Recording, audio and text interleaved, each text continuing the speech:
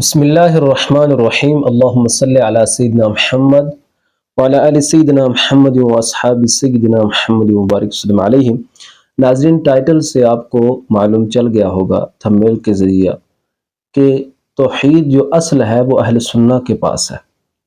کل میں نے سورہ یونس کی 65 آیت نمبر پیش کی تھی، اور اس میں نے یہ کہا تھا کہ اس کا جو اگر ہم عزت اللہ سبحانہ و تعالیٰ ہی کے لیے مانتے ہیں، جیسے اللہ نے کلام پاک میں ارشاد فرمایا کہ ان العزت للہ جمیعا، کہ بے شک ساری عزت اللہ سبحانہ و تعالیٰ کے لیے ہے۔ بلا شبہ اللہ سبحانہ و تعالیٰ ہی مالک ہے، لیکن اس سے پہلے اگر ہم پڑھتے ہیں تو کلام پاک میں ارشاد فرمایا گیا وَلَا يَحْزُنْكَ قَوْلُهُمْ إِنَّ الْعِزَّةَ لِلَّهِ جَمِيعًا وَهُوَ السَّمِيعُ الْعَلِيمُ، کہ اے محبوب آپ کو ان کا قول یعنی کفار و منافقین کی بات کہیں رنجیدہ نہ کر دے، کہ وہ جو کہتے ہیں آپ کو طرح طرح کی باتیں کرتے ہیں، آپ کے تعلق سے تانے دیتے ہیں، تو آپ کو ان کا کہنا کہیں رنجیدہ نہ کر دے، اس لیے کہ عزت کس کی ہے؟ عزت اللہ کی ہے۔ یعنی یہاں نفی ہو رہی ہے کس کی؟ بتوں کی، اور نفی ہو رہی ہے کفار کی۔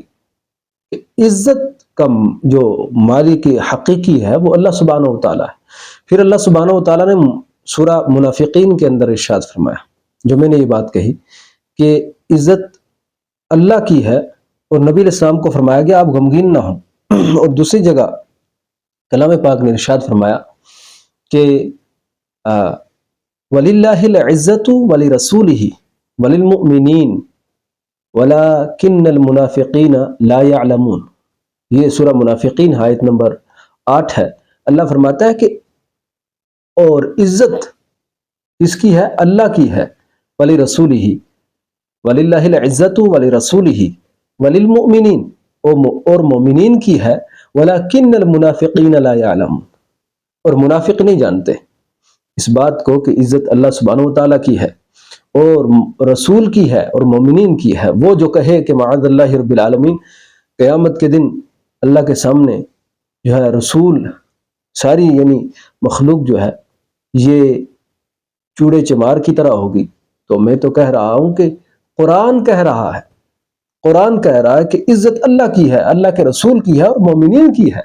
یعنی دوسرے لفظوں میں منافقین جو خوارج العصر کہتے ہیں، اور وہابی اسکول آف تھاٹ والے جو کہتے ہیں کہ عزت تو صرف یعنی اللہ کی ہے اور کسی کی شان نہیں، تو قرآن خود کہہ رہا ہے کہ وَلَكِنَّ الْمُنَافِقِينَ لَا يَعْلَمُونَ، یہ منافق جانتے ہی نہیں، عزت اللہ کی ہے، اللہ کے رسول کی ہے اور مومنین کی ہے۔ سبحان اللہ۔ اور نفی کس کی ہو رہی ہے؟ منافقین اور کفار اور بتوں کی نفی۔